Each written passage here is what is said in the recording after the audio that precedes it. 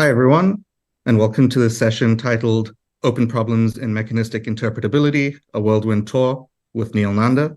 I'm Kaleem, and I'll be your MC for the session. Following Neel's presentation, we'll move on to a live Q&A session where he'll respond to your questions. You can submit questions through Swapcard's live discussion feature and upvote the questions you'd like me to ask Neel. Then, after 45 minutes, we'll bring the session to an end. But now I'd like to introduce our speaker for the session. Neel Nanda runs the Mechanistic Interpretability team at Google's DeepMind. He previously was an independent researcher and worked at Anthropic. His side interests include mentoring too many projects, moonlighting as a mechanistic interpretability Twitter and YouTube influencer, and blogging. And on that note, I'd like to add that if you're interested in learning about or staying up to date with mechanistic interpretability stuff and cutting edge AI in general, I'd 10 out of 10 recommend following Neel's Twitter. And with that, I'd like to hand over to Neel. Awesome. Thanks a lot for the intro. I'll take it as a sign that I spend too much time on Twitter. All right, so I'm going to be giving a whirlwind overview of what's up in mechanistic interpretability. These slides will have a lot of links, which you can find at this link here, which if someone could write into the Swapcard chat, that would be useful. Some other useful links are a sequence I wrote called 200 Concrete Open Problems in Mechanistic Interpretability, a guide for how to get started in the field, and a library with a bunch of accompanying tutorials called Transformerlands on how to actually go and do mechanistic interpretability. But, all right, first things first. What even is mechanistic interpretability? So, mechanistic interpretability is a subfield of AI interpretability and AI alignment based on this hypothesis that models learn human comprehensible algorithms, that models can be understood, but that they are not understandable by default, and that we need to learn how to make them legible. It's a careful balance of trying to achieve rigorous understanding of what's going on inside these systems without tricking ourselves with overly convenient and elegant stories. And there's an analogy here between how you might try to reverse engineer a trained neural network and how you might reverse engineer a compiled program binary down to the original source code from which it was compiled. And for people with some familiarity with ML, this might seem like a pretty wild claim. The mechanistic understanding is actually possible. The way deep learning notoriously works is you randomly generate millions to billions of parameters, you give the model a massive pile of data, and then you jiggle the parameters to make the model's performance a little bit better on that data. You keep doing this a lot of times, and at the end you end up with a mysterious black box that performs well on the data, but nobody knows how it works. And conventional wisdom is that trying to understand how it works is basically doomed. And I want to begin by going through a case study of a paper I wrote on understanding grokking via mechanistic interpretability to try to convince you that mechanistic understanding is possible. This talk is going to be split up into a series of case studies. If you zone out or join late or whatever, you can just start paying attention again whenever the next case study is finished. All right.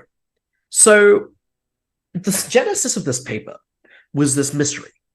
Why do models grok?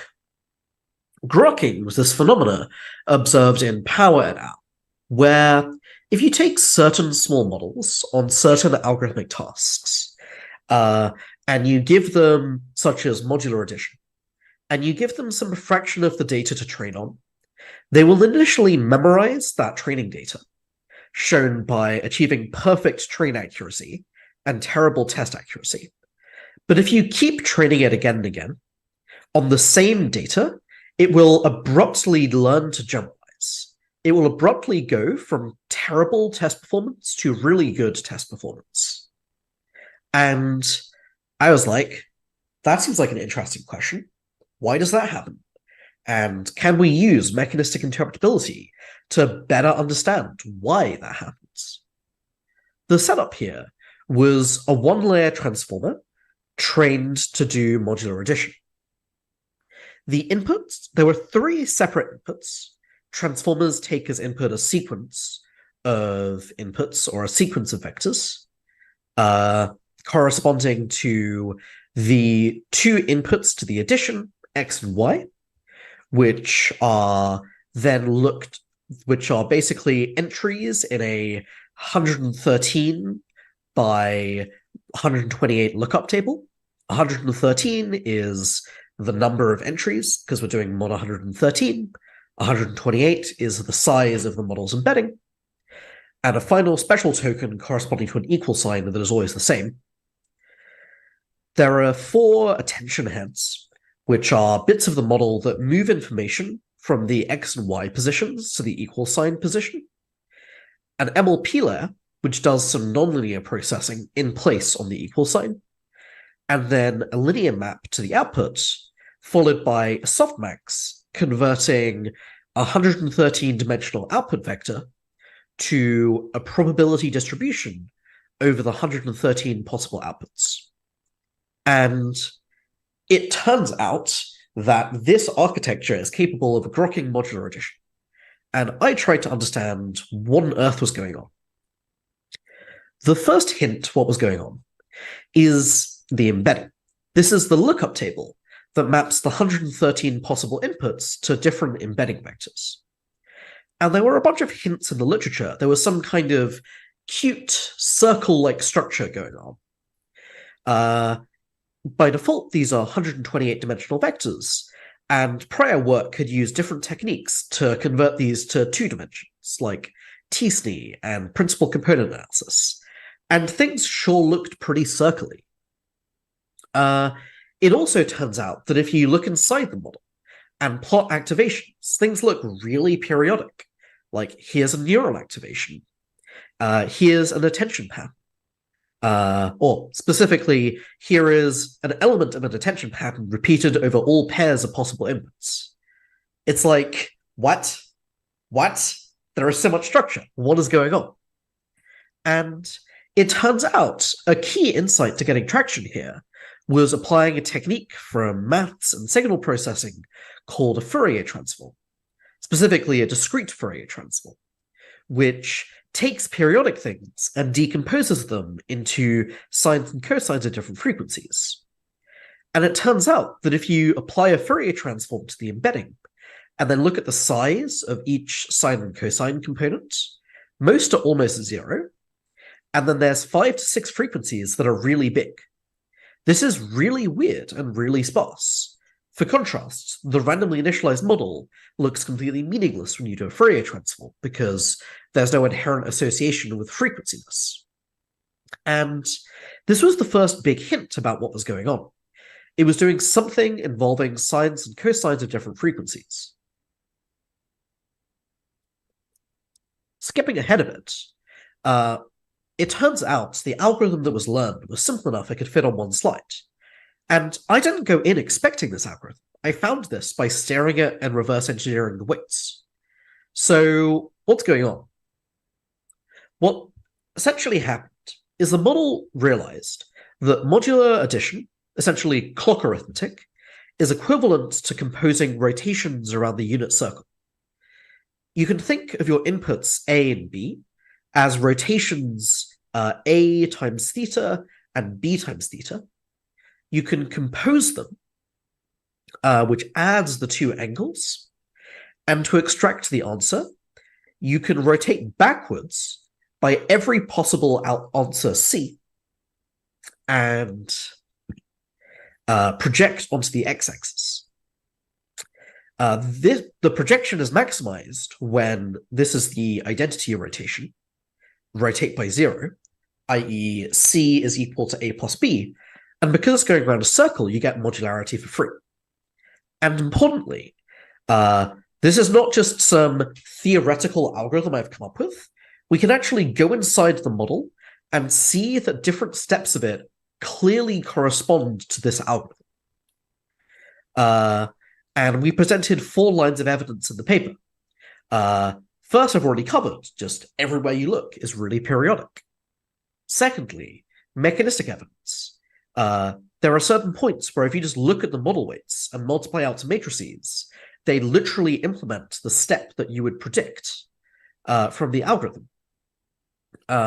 We showed that neurons cluster into different frequencies and can be well approximated with sines and cosines, despite this being a rank 6 approximation to a 12,000 dimensional vector. And finally, we verified that if you ablate everything our algorithm says should not matter, performance actually improves, while if you ablate any of the 5 key frequencies, performance significantly degrades.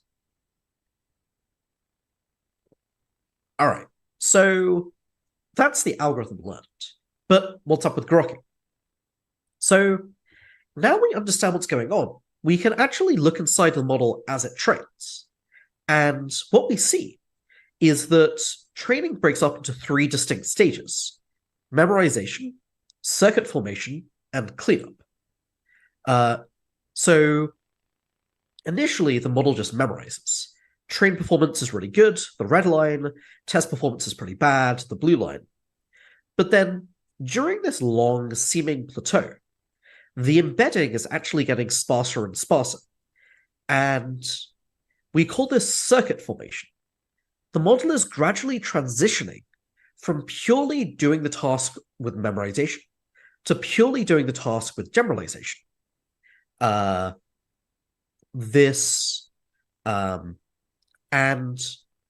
embedding is becoming sparser and sparser as it learns the true solution. Why does test performance seem to plateau? Because memorization generalizes really badly, and the sum of a badly generalizing and a well-generalizing solution generalizes poorly. It is only when the model gets so good at generalizing that it no longer needs to memorize and can clean up that we see this sudden drop in the test performance. Grokking is thus an illusion. It is not that the model suddenly generalizes. It is that the model gradually generalizes, followed by sudden cleanup. When it's got so good at generalizing, it no longer needs to memorize in the first place. And we show this more rigorously in the paper using a series of quantitative progress measures that allow us to disentangle these 2 algorithms, generalizing and memorizing.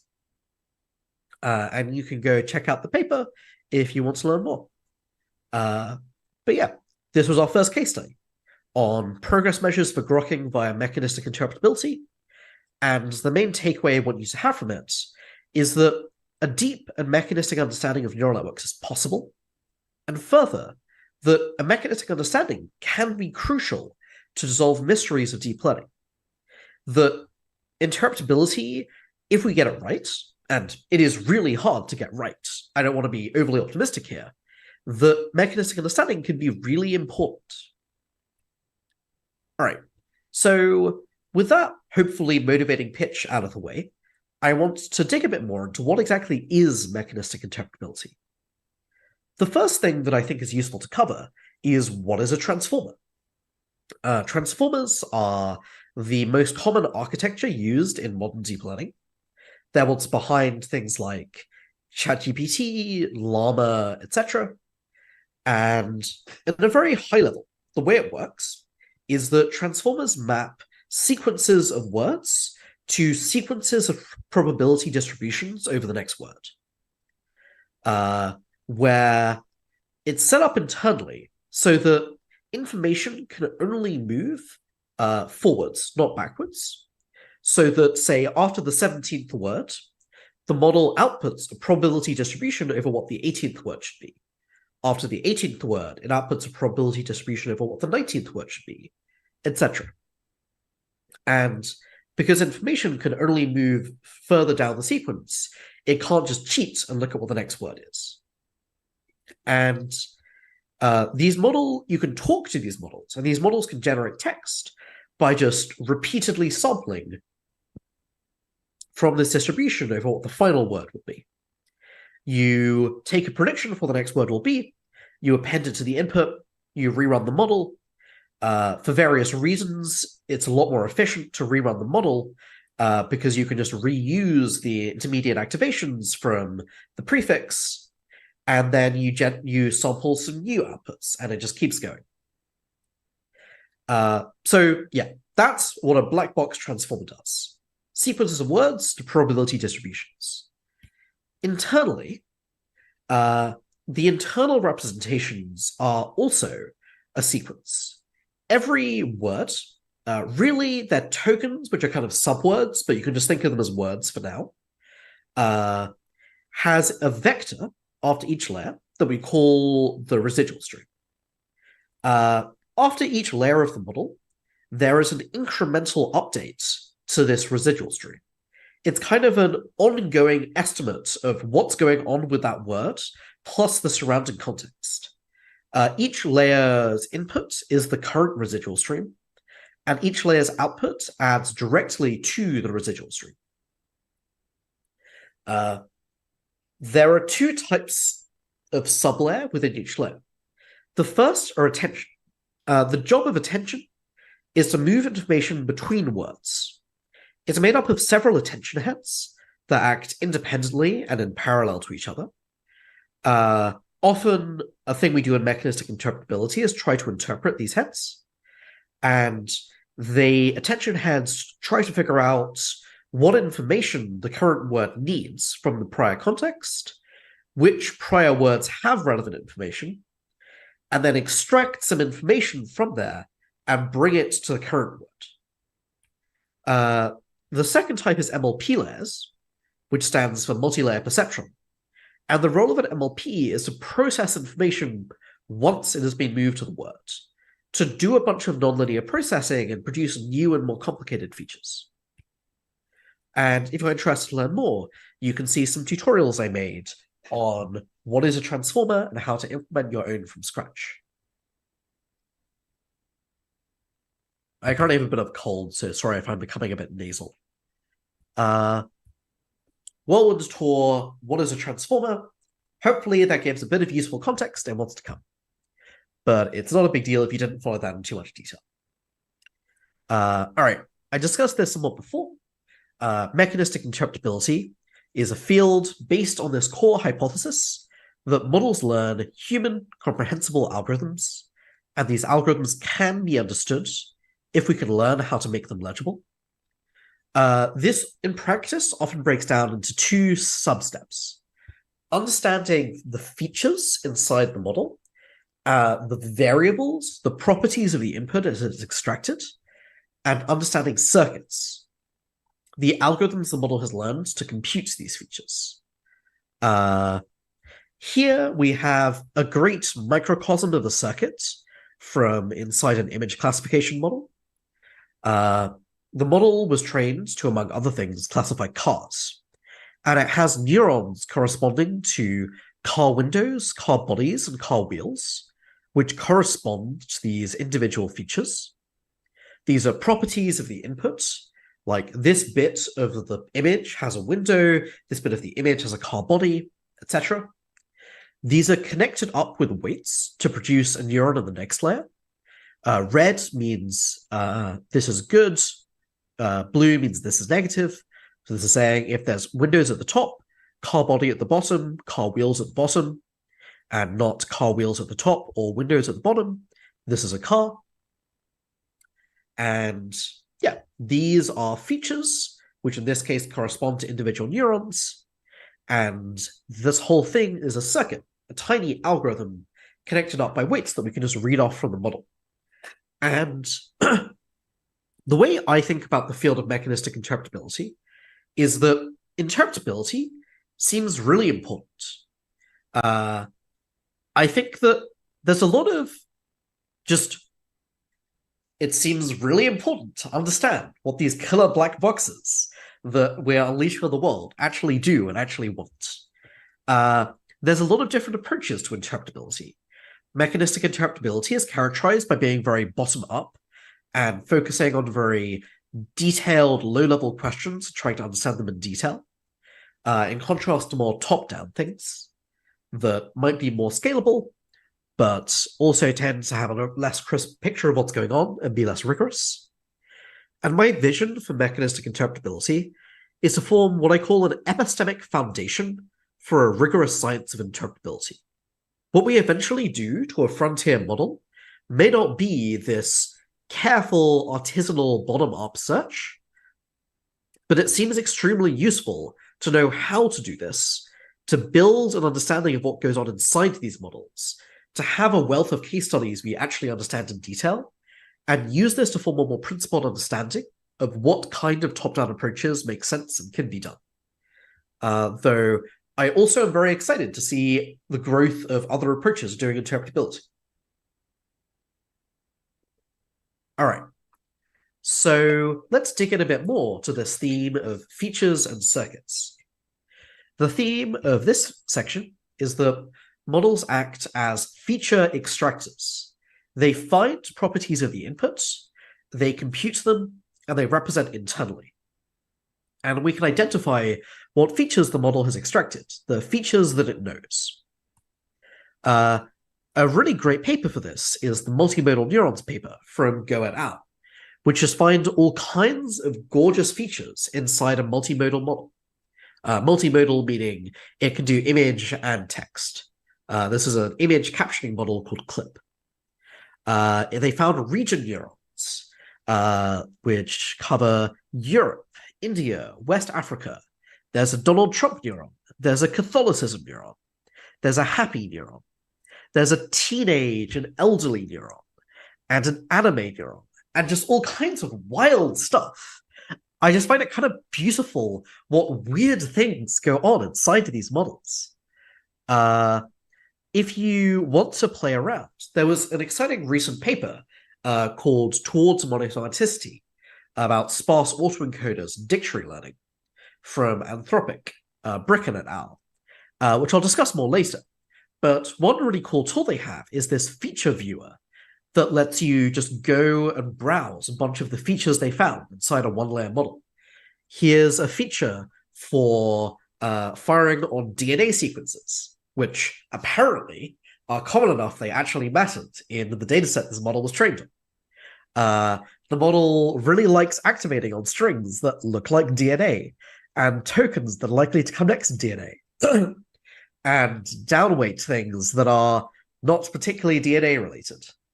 And if you want, you can just go to this tool and go browse around. I'd love to see what you can find. So yeah, takeaways from this section. Models are feature extractors, and to a certain limited degree, we can identify what they know and how it's represented.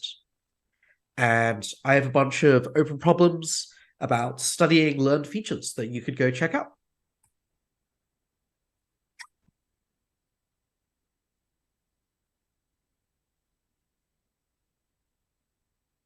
All right, next section. Circuits are kind of functions. Circuits are algorithms of the model, how the model thinks. And the theme of this section is that circuits are real, crucial, and can be understood. So one of my favorite examples of a circuit is that of induction heads. Induction heads were a circuit that we found in two-layer attentionally models in this paper, A Mathematical Framework, that I was involved in at Anthropic. And the core idea of an induction head is that language often contains repeated text, and that being able to detect this repeated text is really important. For example, if you see the word Neel, you probably have no idea what comes next if it's just an arbitrary document. But if you've seen Neel Nanda 5 times before, and Neel has never been followed by anything else, a pretty good guess is that Neel Nanda should come next. And induction heads are how the model implements this algorithm. They check whether the current token has occurred before. They attend to the thing after the earlier occurrence of the current token, and then they copy the thing after the earlier occurrence to the output and predict that it comes next. And we found these by looking at a tiny 2-layer attentionally model.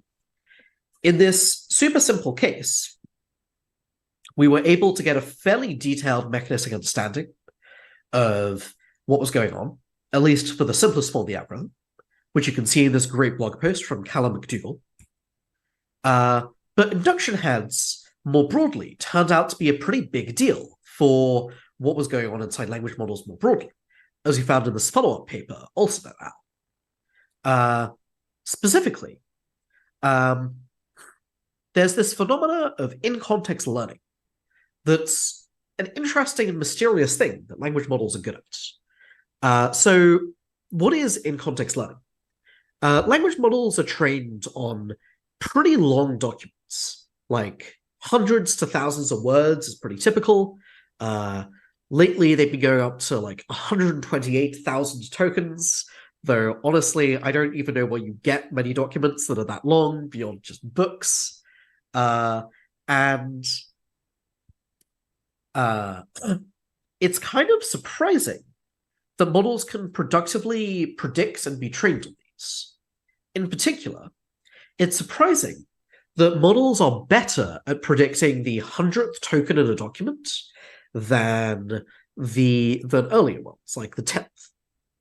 Or maybe a better example would be it's surprising models are better at predicting the 500th than the 50th. Like, it's pretty clear how you use things in the same sentence, in the same paragraph, to predict what comes next, maybe even the previous paragraph. But it's pretty unclear, given a 3-page document, how you use stuff 3 pages ago to predict what should come next. And a weird thing we found in small models is that if you measure this in-context learning, if you measure how much better it is at predicting the 500th token than the 50th token, there's a sudden improvement in a fairly narrow band in training. What's up with that? So it turns out that this corresponds to the formation of induction heads. It only happens in 2-layer and above models. 1-layer models aren't complicated enough to form induction heads because it requires 2 heads working together across layers. And in this same narrow band in training, the induction heads form. And further, we, in this paper, present a bunch of causal evidence they are actually deeply linked. E.g., if you delete induction heads, this systematically damages in-context learning. Further, induction heads are pretty universal across all models we've looked at. They're not just specific to these toy models. In the paper, we found them in models of size up to 13 billion. I found them in a chinchilla, a 70 billion parameter model internally. We don't have a mechanistic understanding of these induction heads, and they may not be exactly the same as the things we found in these small models, but they clearly do this thing of detecting and predicting repeated text. And to me, this is really exciting, because it suggests that models learn these legible algorithms called circuits, that we can reverse engineer them, that they are deeply tied to interesting phenomena such as emergent things and in-context learning, and that also we can take much more tractable toy language models and still learn insights that may transfer to the much more interesting frontier language models. All right. End to that case study. I now want to just motivate a bit why you should care about this from an effective altruist perspective. Why is understanding what goes on inside these models, these features and these circuits, actually interesting? And the key tagline for this section is this question. Is the model aligned, or is it just telling us what we want to hear? So here's something I found pretty evocative in the GPT-4 system cut. The ARC evals were trying to see if GPT-4 could get a TaskRabbit worker to solve a captcha for it. The TaskRabbit was like, oh, why do you care? Are you a robot? The model, when prompted to read out loud, instrumentally realized that it would be useful to lie and that should make up an excuse, and it successfully made up a convincing excuse. And to me, this suggests that a model's inputs and outputs are in future not going to be enough in order to understand what's going on internally. That models are capable of realizing that it is instrumentally useful to deceive their human operators, and they're competent enough to do this. I'm not scared of GPT-4. Like, if we're not dumb enough to give it a silent secret scratch pad, maybe we can get away with it not realizing it can do this or not doing this competently. And by looking at the scratch pad, it's pretty clear what's going on. But to me, this is like a pretty clear indication that this is not going to be the case in future. The jump from here to models can just reason about this without making the reasoning at all legible to us doesn't seem that big. And so it seems really important to be able to look inside the model and to notice, is it just outputting things to get me to believe what it wants? Or is it just actually trying to be honest and actually trying to be helpful? One concrete world it seems pretty plausible we could end up in is that we make AGI, and to all the tests we can throw at it, it seems aligned. And a pretty important question to me is, what then? It seems, none of the options here really seem great. Like, I'm not comfortable just deploying a system in the world that we think is smart enough to competently deceive us, because we train these systems for what we can measure. We don't know how to measure the internal cognition and how to make sure it's actually being honest rather than just telling us what we want to hear. And a really good system is probably really good at telling us what we want to hear. So it's really, really hard to rule out that the model is trying to commit some treacherous turn. But on the other hand, it seems kind of difficult to just say, and so we should never deploy AGI, and this will never happen in the world. And I mean, the pause AI movement has gotten more traction than I would have expected. AI policy is moving pretty fast, and it's moved a lot since when I wrote these slides. So maybe I'll feel different about this in a year. But it sure seems to me like it's pretty important to have a plan for what it looks like to actually deploy AGI in a world and have anything approaching confidence that it's not going to commit a treacherous turn. And to me, interpretability seems like one of the main things that could get me anywhere near confidence, though full confidence still seems like a pretty big lift. In particular, the idea of eliciting a model's latent knowledge, taking its internal beliefs and either decoding it from the model or finding some way to get it to output this internal knowledge in a way that we are really confident is actually faith. And one of my hopes is that if we can get good at interpretability, we can actually do these things to frontier systems and get to a point where we have a system that we think could be amazing for the world and actually have reason to believe that we have succeeded at this. This is not my only reason for being optimistic about interpretability, or at least hopeful interpretability will matter, but it's one of them. There's a bunch of other reasons I think interpretability is exciting. Generally, when I'm thinking about my interpretability work day to day at the moment, my top priority is this more meta theory of change. I just want to get better at doing mechanistic interpretability at all, because we are not very good at it. We are quite far from frontier models, and even on small models like GPT-2 small, I think there's a lot of things I'm pretty confused about. But more ambitiously and in the longer term, I think that two key categories to me are that detecting misalignment means detecting misaligned reasoning. And I really want to get good at that. What does it look like to audit a model for whether it's being deceptive? Can we get better feedback loops for alignment approaches by taking a model and interrogating in detail how deceptive it is, even as models get smart enough that we can no longer trust that our black box evals actually tell us what we want?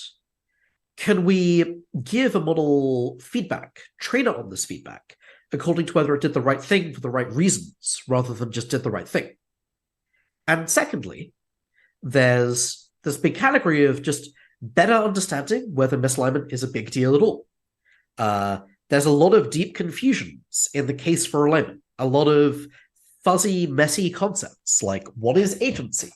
What is situational awareness? are systems goal-directed? And real interpretability seems like it could shed a lot of light on this. And secondly, demonstrating if a system is actually misaligned. It's plausible we live in a world where alignment is just really hard, and we're going to try a bunch of techniques that might superficially look like they work, but they don't, and then they just produce systems that are deceptively aligned.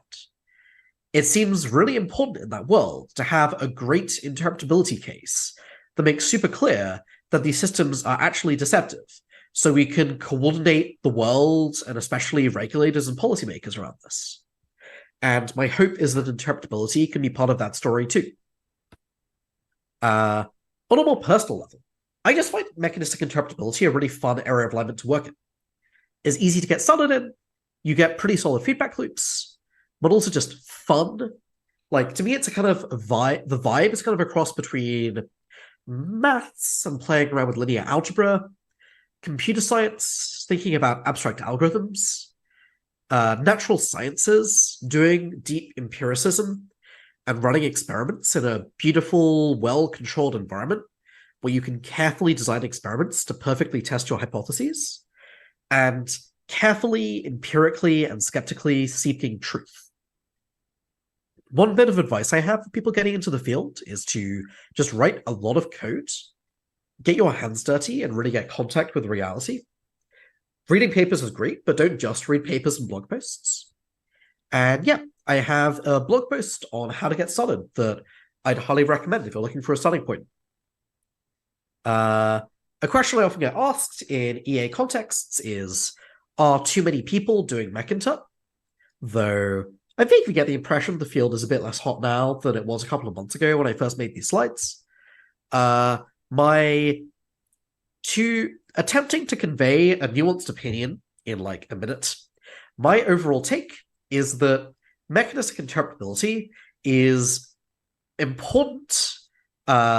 It can absorb a bunch of people, and I would like there to be way more people working on it now than are currently working on it.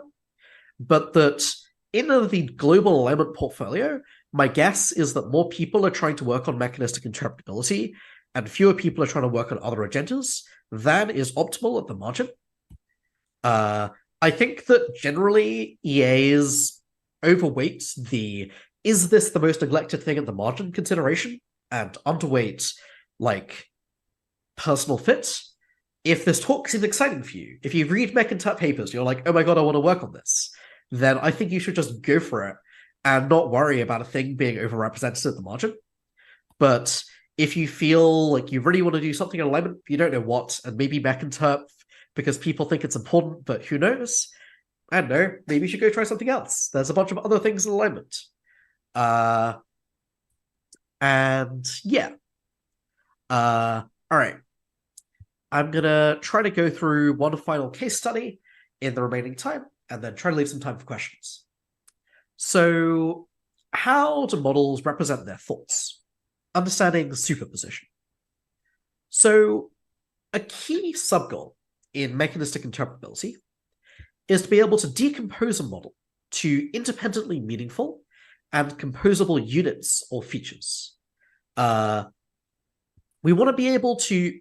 These models are enormous high-dimensional objects, and it's really useful to be able to be, say, like, this is the cat detecting neuron.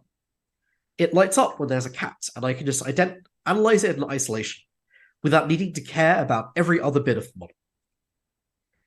An initial hope in the early field was that neurons were these individually meaningful units, that each neuron was monosemantic and corresponded to some feature. This is, for people with a linear algebra background, you might hear this and say, like, wait, what? Model activations are vectors. Neurons are just entries in some standard basis. Why should that standard basis be meaningful? You could apply an arbitrary rotation. This is less naive than it initially sounds, because neurons immediately follow a nonlinearity, like a ReLU or a GeLU, that applies element-wise. If you apply an arbitrary rotation, there's now substantial interference between different entries, so different neurons can't vary independently of each other. So there were some theoretical reasons to think that neurons being meaningful was actually kind of legit. Sadly, it does still turn out to be kind of BS because of this problem of polysemanticity. It is just sometimes the case that there are neurons that represent multiple things, like this neuron in a multimodal image model that represents poetry and games, and dice and poker. Dice, games, and poker kind of form one cluster, poetry forms another. These seem pretty unrelated. One hypothesis for why this is happening, laid out in the fantastic Toy Models of Superposition paper, is this hypothesis of superposition. Superposition is the hypothesis that language models want to represent more features than they have dimensions. That language models represent their features. Language models want to represent more features than they have dimensions. These features correspond to directions in space. These are called linear representations. But that rather than having, say, 1,000 features in a 1,000-dimensional space that are all orthogonal to each other, the model tries to compress in 10,000 features that are almost orthogonal to each other, that have like low but not zero dot product. And the model just deals with the interference between them. This would explain polysemanticity, because if the model has more features than it has neurons, obviously neurons are going to be polysemantic. And what does work here look like? So one approach is just forming a clearer conceptual framework of what on earth is even going on. The fantastic Toy Models of Superposition paper built a toy model whose job was to take features in a large disentangled space, compress them into a low-dimensional space, and then map them back to the large disentangled space. And they tried to see when the model would use superposition in the bottleneck space. What they found is that if the features were sparse, that is, if the features were zero most of the time, chosen independently of each other, then the model was a lot more willing to use superposition, because it's a lot easier to deal with interference between features when one is off and the other is on than when both is on. Both are on. They found that as they increased the sparsity, the model went from 2 features in 2 dimensions with orthogonal directions to these beautiful geometric structures, like 2 antipodal pairs or 5 features as a pentagon. And I think there's still a lot of room to build better conceptual frameworks here. Like, can we do this for computation in superposition rather than just representation in superposition? Can we model a model's MLP layers rather than the residual stream as is done here?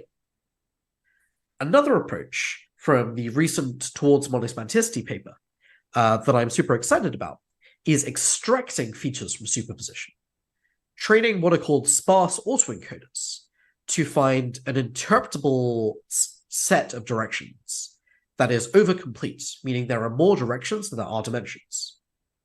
They found a bunch of interpretable features, even though these features were highly superposed.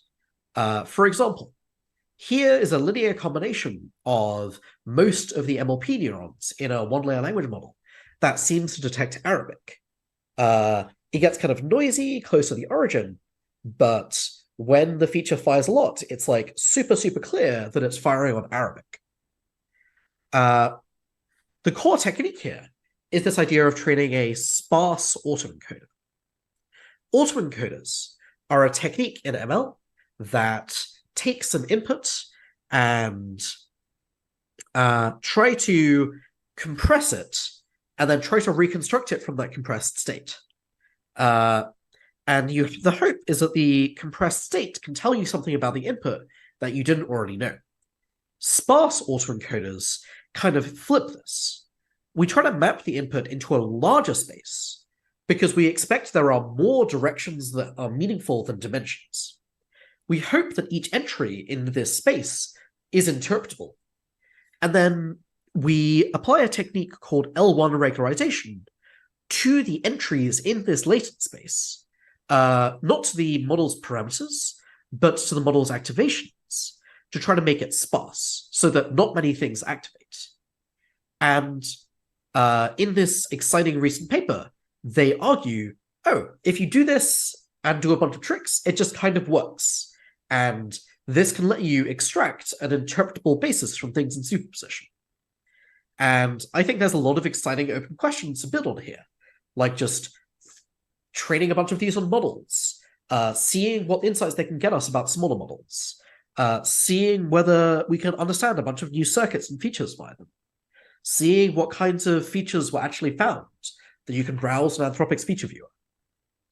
All right, I think I'm going to wrap up there as my final case study and move over to Kaleem for questions. Thanks a lot to everyone for listening. And just as a reminder, you can go to, where is the link? You can see my slides here. Great. Yeah, someone put that in the chat already, so thank you for whoever did that. Yeah, we don't have a ton of time for questions. It feels like the most responsible question to ask would be from Brian. How likely do you think it is that we actually need mechinterp to succeed, to successfully align AGI or superintelligence?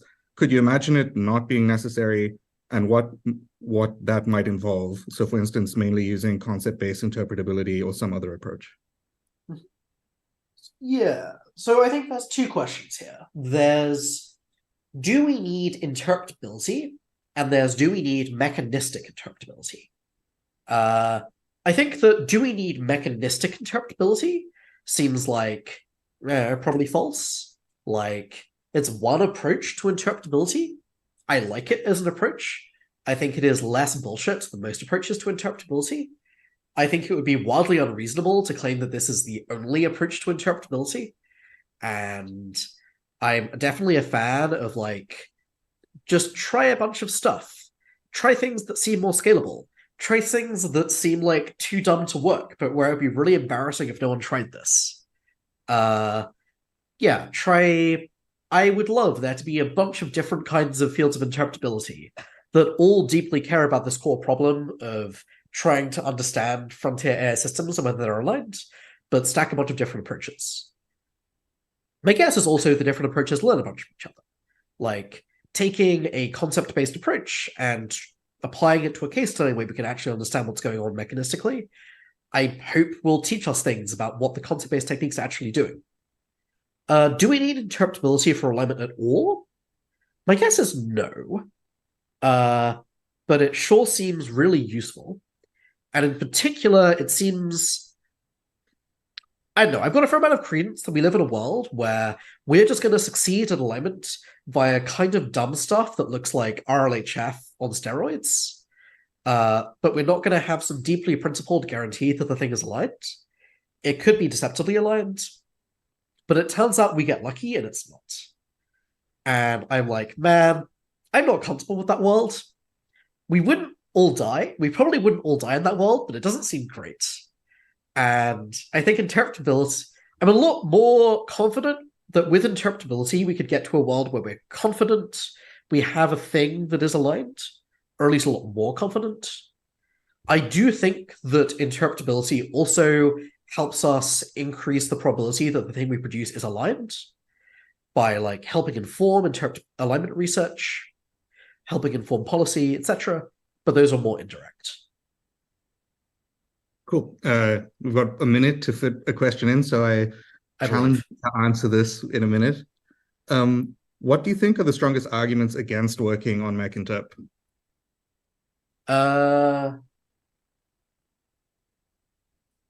It's too narrow.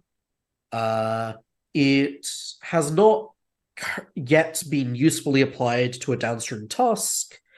You have really short timelines, like 1 to 2 years, and they're just like, there's no way this shit is getting useful in time to matter.